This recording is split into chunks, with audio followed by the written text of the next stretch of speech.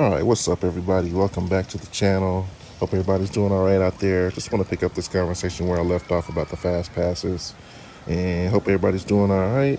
And like I said in my last video, I think Disney should just go back to the free fast passes, and I think it worked really well back then. I mean, I don't like paying for something that was once free, especially when it gets super expensive. But just let me throw something else out there for you. It is not my intent to bash Disney in all these videos. I'm just being honest. I really do love Disney and the Disney parks, the Disney service. So it's not really my intent to keep putting down Disney. Like I said in the last video, that you can't go to guest relations expecting to get money back because it's not the Disney way. Okay, but you know what is the Disney way? Raising prices.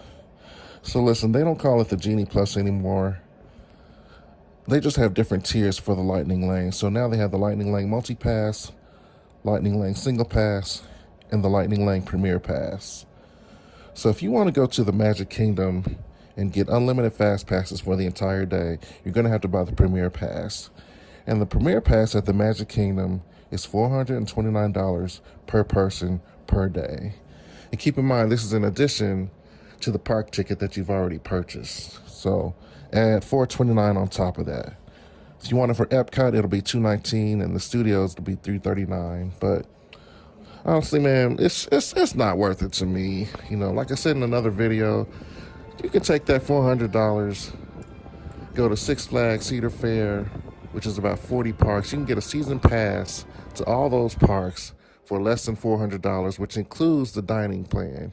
So, man, just save that money. You can do what you want to do. I'm just giving out, money-saving advice, and it's just not worth it. What I would like to see, I think all these parks should just go back to the free fast passes with a standby line. If they run out, that's fine. You can stand in a line, but I think the people who are already in the parks should get first dibs at the fast passes, but just go back to the free ones.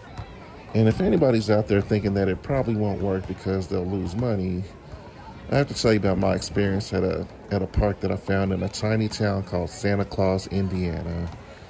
I went to a park called Holiday World in the summer of 2025. Tiny town, but it's a nice coaster park called Holiday World. And Holiday World has one of the baddest wooden roller coasters on the planet, man. That sucker is a bad boy. And we got other good coasters too. But what this park offers, they offer free sunscreen, free parking, free pop. Yes, you can drink pop all day for free. And they also don't do fast passes. So if you want to ride the Voyage or the Raven, it's first come, first serve, but no fast passes. And for what I've learned about Holiday World is they do turn a profit year after year. So it'll work for these big parks too. All right, so after going to Holiday World, I just got to thinking, just hear me out. What if all these roller coaster parks, what if every park in the world just, went back to the old fashioned ways of doing things and just got rid of all fast passes? What if they just made everybody just wait in line like we used to? How would that work out? Now, the lines will definitely go faster when there's no glorified line jumpers, So, I mean, just take something like Walmart. Let's just say you go shopping at Walmart on Christmas Eve. Now, you're not supposed to go to Walmart on Christmas Eve. It's going to be a madhouse there, but you go anyway. Let's just say you jump in line. There's 10 people in line. It has a 15-minute wait. And let's just say one person is allowed to jump in front of every one of those people who are already in line. So the line doubles, and just like that, it goes from a 15-minute wait to a 30-minute wait. Just simple math. So if you get rid of the glorified line jumpers, like the people you see in this video, then the line is naturally going to move faster. And so where are we at? We're at, let's see, Kansas City, the Zambezi Zinger, waiting in line for the Zambezi Zinger, and just look at the line jumpers, man. What y'all doing? Here's another one. Kansas City, Worlds of Fun.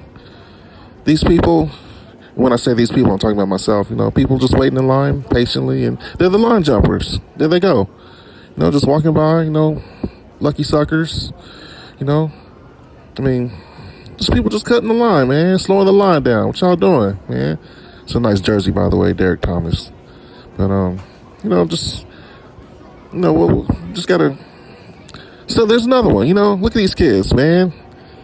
They ain't got no kind of remorse. Here's another one. Where we at? This is Disney California Adventure, and I'm waiting for the Soarin' ride. And if you see the people way in the distance on the right, those are your line jumpers, man. Just glorified line jumpers. Jumping in front of everybody, man, slowing everybody down. No kind of remorse. Oh well, what can you do, man? They paid for it, so I guess I can't complain. But listen, I just want to throw a different angle out there for everybody. There's a website out there called rcdb.com, which stands for Roller Coaster Database.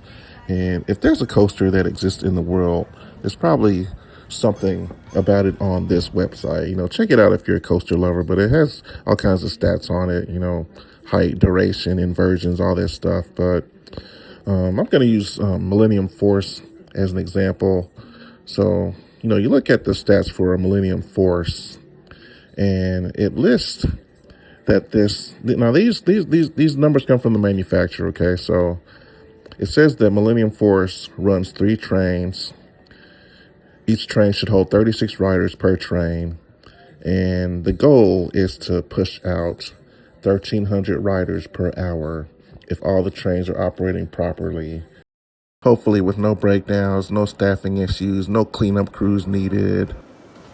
I'm not a master at guessing crowd sizes, but I doubt that there's always going to be 1,300 riders in that line for Millennium Force. I'm going to show you this video, and it's really hard to tell in this video, but the line is going to move much faster if people weren't cutting in line. And, looking at these pictures now, this is just a small sample size this is just a random day at Cedar Point. And of course, it's going to be a lot more crowded, a lot more people on like a major holiday like 4th of July or Labor Day or something. This is not going to be the most accurate description. But look, I have it in my mind. This is just me personally. When I get to an amusement park and I see the wait time for any ride, I don't think 45 minutes is that long to wait. If I see a wait time of 45 minutes, I look at that and like, hey, that's nothing. I'm doing that, jump right in line. 45 minutes is not that big of a deal. But for some reason, if it gets to 50 minutes or more, that's when I start to kind of hesitate. Like, do I really want to do 50 minutes? I don't know why it's a difference between 45 and 50, but 45 is not that big of a deal to me. Others it might be, but I can do 45 in a heartbeat. Okay, now also there's another little nugget here.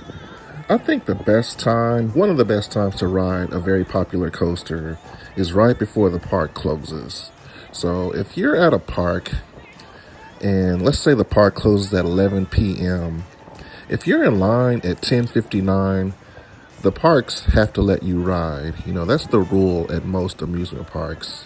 And so this did work for me. I did go to Cedar Point last summer, 2025, and I did get to ride Siren's Curse when it first opened. I wasn't there opening day, but I was there within the first couple of weeks. And I got to ride Siren's Curse 3 times. And I think the first time I did wait about 90 minutes without a fast pass. Second time I rode it, I waited till the end of the day, got in line, and I say the line's going to move faster because when the park actually closes, then the line jumpers can't jump the line. So it's naturally going to go faster when there's no line jumpers, once again. So I did get in line for Siren's Curse right before the park closed. And the wait time, it was probably 90 minutes, 2 hours the entire day. But when the park closed, I got on that ride in like 45 minutes. Now, Cedar Point was really busy last summer. They also reopened Top Thrill 2 last summer. And I did get out there to ride it. I didn't ride it opening day, of course, but I did get out there within the first couple of weeks. And I think I got there pretty early that first day. It kept breaking down, but I got there pretty early. And I think I walked right on that first time in the morning. Rode it later on the next day, later on in the day. And I think I waited like a solid hour, if I remember right, to get on it. And then I'm not gonna lie to y'all, man. I had a fast pass on my last day at Cedar Point. So I had a short day and I had to catch a plane. So I wanted to make sure I got everything in. So I did, of course, walk right on everything on my last day at Cedar Point, including Pt.2. So the other brand new coaster that I got to ride last summer was Wrath of Rakshasa at Six Flags Great America. And didn't ride it opening day, of course, but I did ride it within the opening couple of weeks. I did make my rounds last summer. And for those that don't know, Six Flags Great America is a great coaster park, man. Try to make it up there if you can. So it's a good place to go. But I did ride it, and I think I only rode it once. And I think I waited about a solid hour, without a fast pass, needless to say. But it's a pretty killer dive coaster. All right, so I have one more thing I want to talk about before I give that all clear and get y'all out of here. So I have a good friend, man, somebody that I've known most of my adult life, and he has a rather large family, and naturally he wants to take his family on vacation a couple times a year, and he does go to the parks in Florida, Disney, Universal, and he does not like waiting in line, period. And there's nothing wrong with that. I say 45 minutes is not that big of a deal to me, but he doesn't want to wait in line, and, that's fine. So you know what he does? He buys the VIP backstage tour for his whole family. And what that entails is you get a guide to meet you at these parks. I did join them a couple times. And so you have a guide for the day. I think you have it for about 7 hours. And you tell the guide what you want to ride, and that guide will take you to every ride, to the front of every ride that you want to get on. And it is pricey. It can be north of $1,000, but they charge you by the group, not by the individual. So if you have a big group, it'll be cheaper than if you go by yourself, or if you only have a few people. That price is in addition to the park pass that you've already purchased. You must buy the park pass before you purchase the VIP tour. Also, with this tour guide, you have your own transportation. The guide will take you around from park to park in a minivan, so you don't have to worry about hopping the monorail or the buses or the Disney ferry. You're driving from place to place, and you get to see the backstage areas with this tour guide. So it's pretty cool. You get to get on all the big ones quickly. At Disney, we got to do Tron and Rise of the Resistance, Guardians of the Galaxy, and at Universal, we did Velocicoaster and Jurassic Park, all the Harry Potter rides. But it is a cool experience. And, throughout this whole video, I've been kind of complaining about fast passers and line jumpers, but I did enjoy that experience, and I must say I would do it again. All right, everybody, that's it for now. I'm done talking about fast passes. If there's anything that I learned from all my years and years of playing Roller Coaster Tycoon, is that if you're standing in line, then you're not spending any money. So these park planners and CEOs probably don't want us standing in line too long, man. So that's it. Let me know what you think in the comments about this whole fast pass thing, whether you like it or not. But I'm gonna send y'all out with some roller coasters that I've been on. Hope you like this video. And looks like we are all clear. And enjoy your ride.